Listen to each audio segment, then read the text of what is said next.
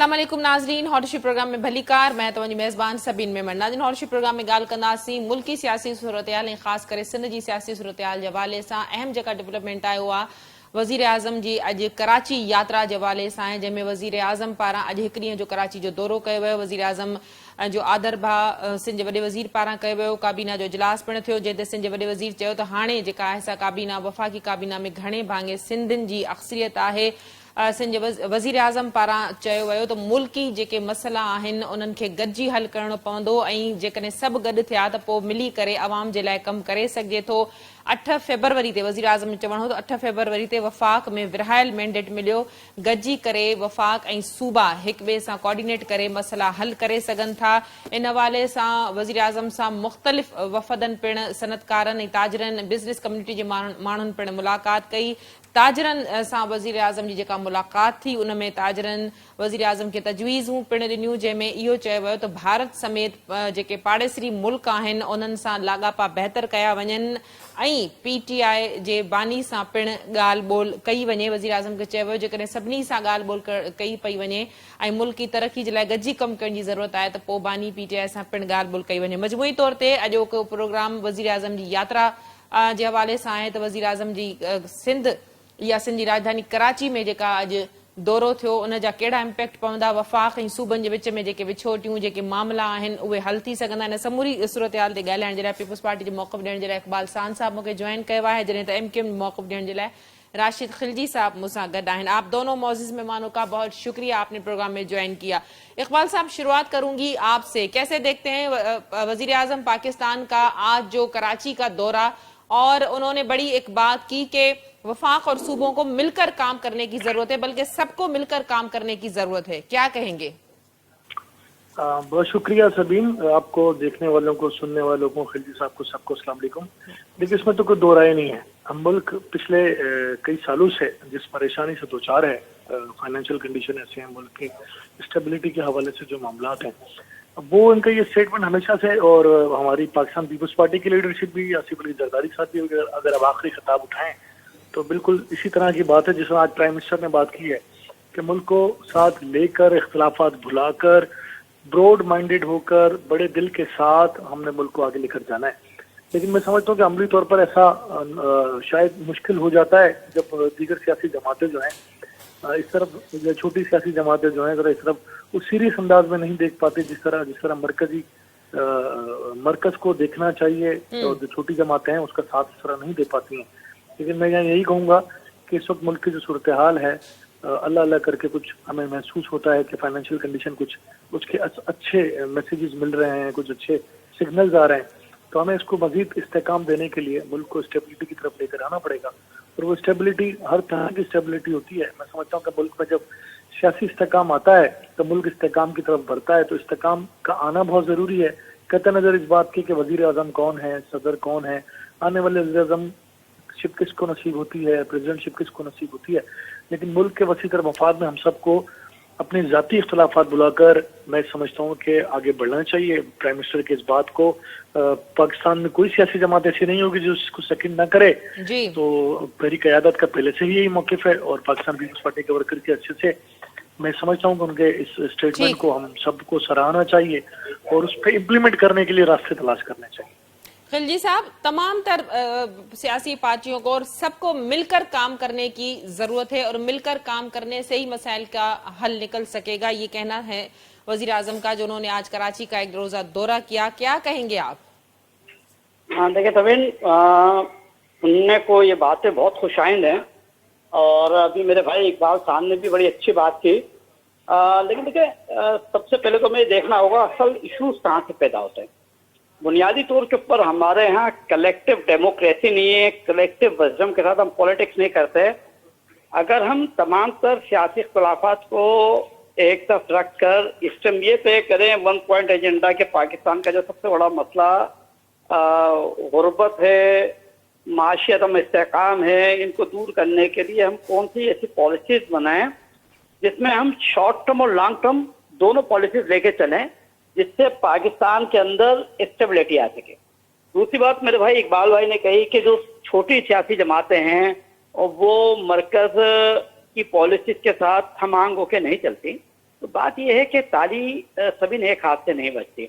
वफाकी सतह पे जो भी पॉलिटिकल अलाइज हैं, प्रोविंशियल लेवल के ऊपर चाहे ना हो, या जो भी पॉलिटिकल स्टेक होल्डर हैं पाकिस्तान के, उन सब के साथ मिलकर नेक नीति के साथ अगर बात की जाए और ये तय किया जाए कि किसी के साथ ज्यादती नहीं होगी, मैं चीजों को बहुत पॉजिटिवली डिस्कस करते हुए बताना चाह रहा हूँ कि आप कुछ नहीं, खाली यहाँ देख लें जो सिंध के अर्बन एरियाज के अंदर जिस तरह सूरत हाल है, बेरोजगारी फैली हुई है, अमन अमान की सूरत हाल कोई इतनी अच्छी नहीं है, उसके अंदर हमें जरूरत है कम्युनिटी पुलिसिंग की, हमें जरूरत है यहाँ जो एक्टिविटीज हैं, जो हमारी जारती सरगर्मियां हैं वो बहाल हो, उसके लिए हमें जो जरूरत है, उसके लिए हम सबको ये बैठ के तय करना पड़ेगा, बात करनी पड़ेगी। हम क्या होता है, बात करने से पहले ही चीजों को मनफी जाविये से देखना शुरू कर देते हैं। लेकिन मैं ये समझता हूँ कि वज़ीर-ए-आज़म साहब जिस मकसद से आए हैं, और वज़ीर-ए-आज़म साहब को ना सिर्फ आना चाहिए बल्कि यहाँ रुकना भी चाहिए, और यहाँ चंद घंटों में इस शहर के मसले हल नहीं होंगे। यहाँ सूबाई काबीना के साथ भी बैठे हैं। वज़ीर आज़म ने तो बिल्कुल चंद घंटों में इतने बड़े शहर के मसले हल नहीं हो सकते, लेकिन वज़ीर आज़म ने बात की है कि उनके बड़े बिरादराना ताल्लुकात हैं मुराद अली शाह साहब के साथ, और वो उनकी जो इक्वेशन है बड़ी बैलेंस है, और जब इतनी इक्वेशन बैलेंस है, इतने बिरादराना ताल्लुकात हैं, तो फिर तो सूबे के मसाइल वजीर आला मुराद अली शाह साहब तो अव्वलियत की बुनियाद पर हल करवा सकते हैं, चाहे वजीर आजम वहां बैठे हों या वजीर आजम यहाँ पर मौजूद हों। देखिए सभी ने एक बात तो हमें पहले समझनी पड़ेगी कि 18वीं तरमीम के बाद बहुत सारे इख्तियारात सूबों को मुंतकिल हो चुके हैं जी। वफाकी लेजिस्लेटिव लिस्ट का खात्मा हो चुका है, जो संसदीय लिस्ट है उसका खात्मा हो चुका है, तो अब जो भी नई लेजिस्लेटिव लिस्ट बननी थी वो बननी चाहिए, जो कानून साजी हो गई थी उनके रूल्स बनने चाहिए। दूसरा, इतने बड़े पैमाने पर जो वसाइल की मुंतकली हुई वफाक से सूबों को, हमें उसकी डिलीवरी देखनी चाहिए कि वो पैसे क्यों इतनी ताखिर से लगे, कि उसके जो समरात थे वो आम आदमी तक नहीं पहुंच सके। बढ़ती हुई महंगाई ने उस बजट को, उन अखराजात को बेपनाह बढ़ा दिया। फिर जो गवर्नेंस के इशू है उन्हें दुरुस्त करना चाहिए। देखें, मुराद अली शाह साहब हों या शहबाज शरीफ साहब हों या कोई भी हो, मैं ये कहूँगा कि ठीक है वो अपने हिसाब से चीज़ों को देख रहे हैं, लेकिन जो एंड दी एंड हम देखते हैं जहाँ उसको उसकी सहूलियात, उसके समरात जो एक आम आदमी तक पहुंचने चाहिए, उनकी अमूमी सूरत हाल देखते हैं तो हमें नजर आता है कि सिंध के अंदर पीने का साफ पानी मैसर नहीं है, लोगों को रोजगार के इशू हैं, अमन अमान की सूरत हाल मखदूश है, और सबसे बढ़ के रोजगार का मसला है। यहाँ के नौजवानों को रोजगार नहीं मिल रहा, खराब माशी हालात की वजह से लोग इस मुल्क को छोड़ के जा रहे हैं। इसी पॉइंट को मैं इकबाल साहब की तरफ ले जाती हूँ। इकबाल साहब, बिल्कुल दुरुस्त जो मसाइल की निशानदेही की है खिलजी साहब ने। अब पीपल्स पार्टी की ये बड़ी जिम्मेदारी होती है कि जब इतने अच्छे ताल्लुकात हैं, बड़ी इक्वेशन है, बैलेंस इक्वेशन है अब वफाक के साथ, और वजीर आजम कह रहे हैं कि हम ऑन बोर्ड हूं मैं हर वक्त वजीर आला सिंध के साथ, और बस जो भी मामलात होते हैं मिल बैठ के हल करने हैं, तो फिर तो पीपल्स पार्टी पे अब डबल जिम्मेदारी आयद होती है उन मसाइल की जिनकी निशानदेही खिलजी साहब ने अभी की है। क्या आप डिलीवर करके दिखाएं? अब देखिए सभी, इसमें दो बातें हैं। देखिए, पाकिस्तान पीपल्स पार्टी इस पाकिस्तान पीपल्स पार्टी पूरे पाकिस्तान की सियासी जमात है, लेकिन इसमें यकीनी तौर पर हम पंजाब में हम वो परफॉर्म नहीं कर पा रहे, केपी में नहीं कर पा रहे, बलूचिस्तान में हम निस्बतन बेहतर हैं, सिंध में हमारा ये चौथा टर्न होगा गवर्नमेंट का।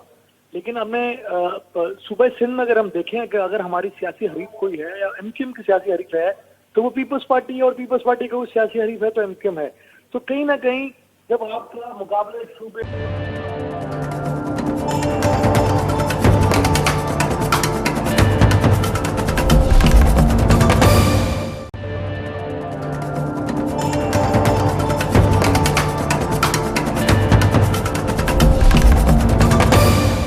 शहर में दो सियासी जमातों के दरमियान रहता है, तो वहां पर काम लाना यकीनन तीसरा दोस्त था जो अपना किरदार अदा कराए। और इस वक्त जो प्राइम मिनिस्टर ऑफ पाकिस्तान है वो अगर अपना रोल प्ले करते हैं बिटवीन एमक्यूएम और पाकिस्तान पीपल्स पार्टी, जो चलती है हमारी सर्द वैरियात कह सकते हैं उसको, उस वक्त किरदार अदा करते हैं। तो पाकिस्तान पीपल्स पार्टी तो हमेशा डायलॉग पर बिलीव करती है। तो हम तो कहते हैं कि ठीक है, आए बातचीत करें, दरवाजे खुले हैं, तनकीद बनाए, तनकीद ना हो, तामीरी तनकीद हो, इशूज पर बात की जा सकती है। बहुत सारे इशूज हमें भी होंगे मुत्तहदा कौमी मूवमेंट से, और मुत्तहदा कौमी मूवमेंट से होंगे, हमारी गवर्नमेंट से होंगे, इसमें कोई दो राय नहीं है। लेकिन हम उसको टेबल पर जब तक नहीं बैठते हैं, मुख्तलिफ टॉक्शोज में बैठते हैं, मैं अगर खिलजी साहब पे तनकीद करूँ और खिलजी साहब मुझ पर तनकीद करें, तो इससे तो मामला मजीद खराब होते हैं। अगर प्राइम मिनिस्टर ऑफ पाकिस्तान चूंकि मुत्तहदा कौमी मूवमेंट और पाकिस्तान पीपल्स पार्टी जो मौजूदा हुकूमत को सपोर्ट कर रही है, तो मुत्तहदा कौमी मूवमेंट जो मौजूदा हुकूमत की कमीशन गवर्नमेंट में, तो दोनों को अगर प्राइम मिनिस्टर ऑफ पाकिस्तान इसमें अपना किरदार अदा करते हैं और सुबह सिंध की तरक्की में और इख्तिलाफात दूर करने में, नाराजगी को खत्म करने में अपना किरदार अदा करते हैं, ये तो बहुत ही अच्छी बात है।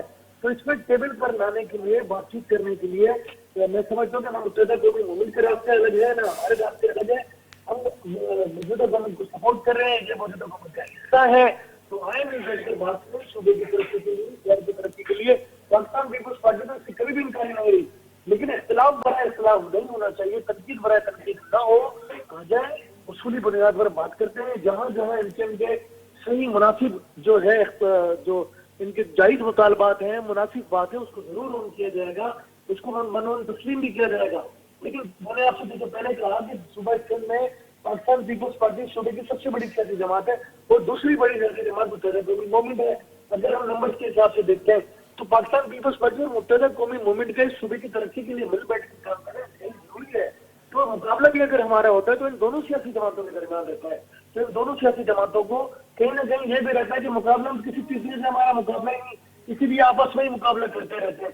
तो लेकिन जब गवर्नमेंट बन जाती है, जब सूबे में गवर्नमेंट बन गई, जब मुल्क में गवर्नमेंट बन गई, तो आए मिलकर सूबे की तरक्की के लिए काम करें। हमारा हाथ हमेशा आगे रहता है, और हम पाकिस्तान पीपल्स पार्टी तमाम सियासी जमातों को, और पीपल्स पार्टी की क़यादत को तो हमेशा जब मकामत का बादशाह कहा जाए, तो हम तो कभी मकामत से पीछे हटे ही नहीं। तो खिलजी साहब को बिल्कुल पाकिस्तान पीपल्स पार्टी की या मुत्तहदा कौमी मूवमेंट की क़यादत को पाकिस्तान पीपल्स पार्टी की क़यादत की तरफ से देखें। जब बलदियात इलेक्शन के मामले में हुआ, उसमें भी पाकिस्तान पीपल्स पार्टी ने पूरा जोर लगाया कि मुत्तहदा कौमी मूवमेंट उस इलेक्शन में आए। जो वजूहात हैं, ये खिलजी साहब बेहतर जानते हैं, क्यों नहीं आए, क्या मजबूरियां थी, क्या मामला थे, हम नहीं बता सकते इस बात को। लेकिन मुत्तहदा कौमी मूवमेंट को बलदियाती इलेक्शन में मिलाने के लिए पीपल्स पार्टी ने पूरा जोर लगाया था कि आए इलेक्शन, वो इलेक्शन ही वो मैदान है जिसमें फैसला होता है सियासी कुव्वतों का। तो पाकिस्तान पीपल्स पार्टी तैयार है, प्राइम मिनिस्टर की इस बात को हम मनोन तस्लीम करते हैं। मुत्तहदा कौमी मूवमेंट के दोस्तों को मेरी क़यादत ने पहले भी दावत दी, और मैं समझता हूँ कि पीपल्स पार्टी कभी भी इस बात के लिए पीछे नहीं हटती। ठीक, खिलजी साहब, गुफ्तगू आपने सुनी, प्रोग्राम के सिलसिले को आगे भी बढ़ाएंगे। आज जो मुलाकातें हुई हैं वजीर आजम से, मुख्तलिफ कम्युनिटी, ताजिर बिरादरान, बिजनेसमैन और दूसरे लोगों से जो उनकी मुलाकात हुई है, वजीर आजम से जब ताजिर कम्युनिटी की मुलाकात हुई तो उनका कहना था कि भारत समेत पड़ोसी जो ममालिक हैं उनसे न सिर्फ ताल्लुकात को बेहतर किया जाए, अगर तमाम तर सियासी पार्टियों से बात करने की बात की जाती है तो फिर क्यों ना बानी पीटीआई से भी बात की जाए, क्या कहिएगा? देखें सविन, बुनियादी तौर के ऊपर मैं इकबाल भाई से पूछा है मुझसे। जी जी, मैं आपसे पूछ रही हूँ जी।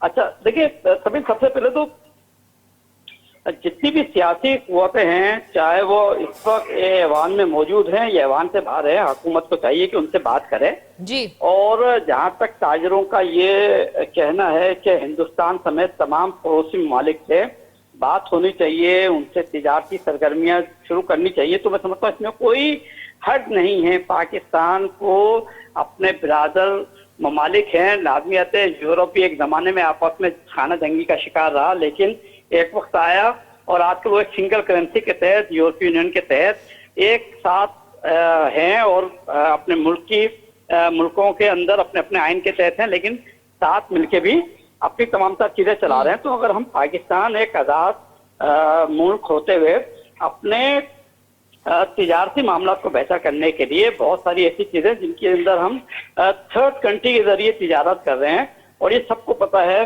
कि किस अंदाज से वो चीजें जो पाकिस्तान के अंदर हम डायरेक्ट नहीं मंगवाते, वो इनडायरेक्ट आती हैं, जिसकी बिना पर उनकी कॉस्ट भी बढ़ती है।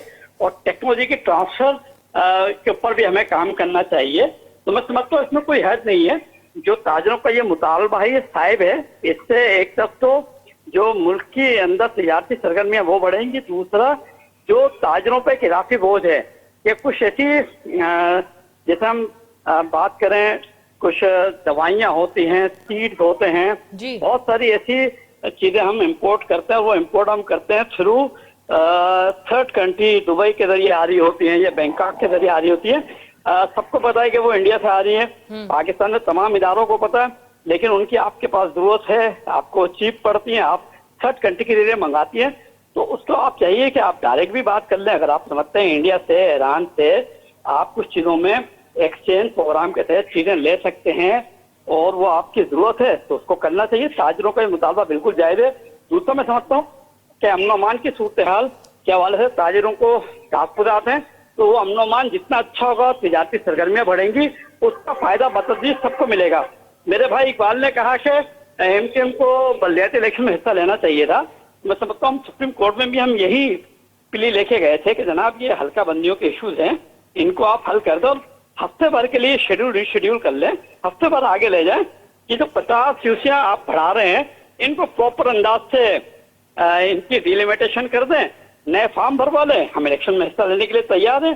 लेकिन खैर वो वक्त अब बहुत आगे जा चुका है। लेकिन हम ये समझते हैं कि डायलॉग होने चाहिए और हम पीपल्स पार्टी समेत हर सियासी कुव्वत के साथ नासिक बात करते हैं, उनको हल करने के लिए अपना एक जमहूरी किरदार भी अदा करते हैं। आप तो सब पार्टियों से बातचीत करने के लिए तैयार हैं। इकबाल साहब, आज जो बातें, जो तजावीज दी गई हैं वजीर आजम साहब को, उसमें बानी पीटीआई से बातचीत की भी तजवीज शामिल है, क्या कहिएगा? देखें, ये तो मुझे इस बात पर हंसी आती है, बानी पीटीआई को ये कौन समझाएगा कि सियासत में बातचीत के दरवाजे बंद नहीं किए जाते। अभी जो 2024 का इलेक्शन हुआ था, इसमें पाकिस्तान पीपल्स पार्टी ने सबके लिए दरवाजे खुले रखे थे और दूसरी तरफ से बानी पीटीआई के जो कारीगर थे सियासी, वो आगे स्टेटमेंट देते खान साहब किसी से बात करने के लिए तैयार नहीं है, हम नून लीग से बात नहीं करेंगे, हम पीपल्स पार्टी से बात नहीं करेंगे, हम फलां से बात नहीं करेंगे, लेकिन जो हारे उनसे जरूर बात करेंगे, यानी कि अचर साहब से बात करेंगे, मौलाना फजलुर रहमान से बात करेंगे, जमात इस्लामी से बात करेंगे, वो एमकेएम से भी बात नहीं करेंगे, वो पीपल्स पार्टी से भी नहीं करेंगे। तो जब एक सियासी जमात की क़यादत की तरफ से इस तरह के स्टेटमेंट आते हैं तो मुझे बताए ना, तो कोई ना मुत्तहिदा कौमी मूवमेंट, ना पीपल्स पार्टी, ना नून लीग इनसे बात करने के लिए मरे तो नहीं जा रहे।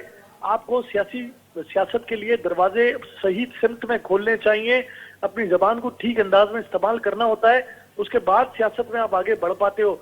आपने बातचीत के दरवाजे बंद करके दूसरों को ये मौका दिया कि वो किसी भी तरह अपनी हुकूमत का कयाम करें और तहरीक इंसाफ को अपोजिशन में बैठने पर मजबूर करें। इनके पास नंबर से ये जाते हैं मुत्तहिदा कौमी मूवमेंट की तरफ, ये आते पीपल्स पार्टी की तरफ, तो हो सकता है मुस्लिम लीग दोनों अपोजिशन में बैठी होती, लेकिन चूंकि इनके रवैये ठीक नहीं थे, इनकी क़यादत किसी और सियासी जमात के साथ बैठने को अपनी तस्लील महसूस करती है, तो फिर जब तस्लील आप किसी करेंगे तो तस्लील होकर तो कोई भी आपके साथ, जलील होकर तो कोई भी आपके साथ नहीं बैठेगा। एक तरफ आप कहते हैं जी बातचीत के दरवाजे खुलने चाहिए, दूसरी तरफ आप कहते हैं जनाब, जैसे मैं आपको लास्ट की मिसाल दूं, असद कैसर साहब मौलाना फजलुर रहमान के पास बातचीत करने के लिए गए, मौलाना फजलुर रहमान के पास वो बातचीत करने के लिए गए, उधर से वो अमीन गड्ढापुर साहब कहते हैं जी अपने रेट बढ़ा रहे हैं। तो मुझे बताओ मौलाना फजलुर रहमान साहब पीटीआई की तरफ क्यों कर जाएंगे? तो ये जो इनके रवैये है ना, इस रवैयों की वजह से वो तनहा खड़े और सियासत में इन रवैयों की वजह से आप तनहा रह जाते हैं और आपको कोई सपोर्ट करने वाला, कोई साथ देने वाला, कोई आपके मौक़िफ़ की तायद करने वाला बाकी नहीं रहता।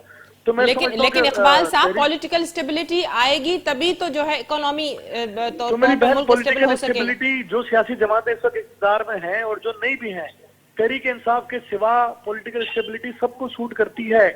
पॉलिटिकल स्टेबिलिटी इस मुल्क को सूट करती है, इस्तेकाम इस मुल्क को सूट करता है, अदम इस्तेकाम इस मुल्क को सपोर्ट नहीं करता।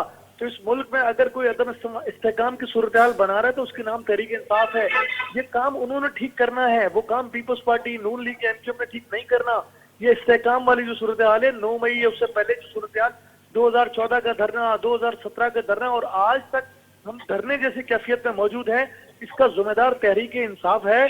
उसको अपने इस बात का दोबारा से फैसला करना पड़ेगा कि हमें अपनी सियासत को किस सिमत की तरफ लेके जाना है। इस्तेकाम इस मुल्क को सूट करता है, अदम इस्तेकाम तहरीक इंसाफ को सूट करता है।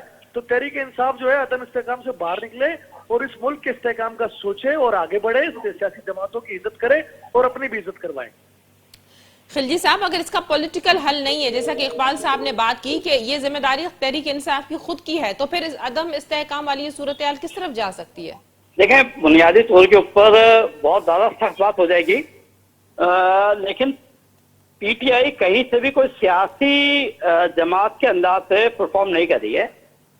वो सियासत से पूरे समझते हैं कि जो उनके लिए उनके हक में हो वो सियासत है, जो बात उनके बरखिलाफ हो वो ना कोई उनका ना कोई स्टेक है, ना उनकी कोई अवाम में पधिराई है। उनके हर हिसाब से पधिराई सिर्फ पीटीआई की है।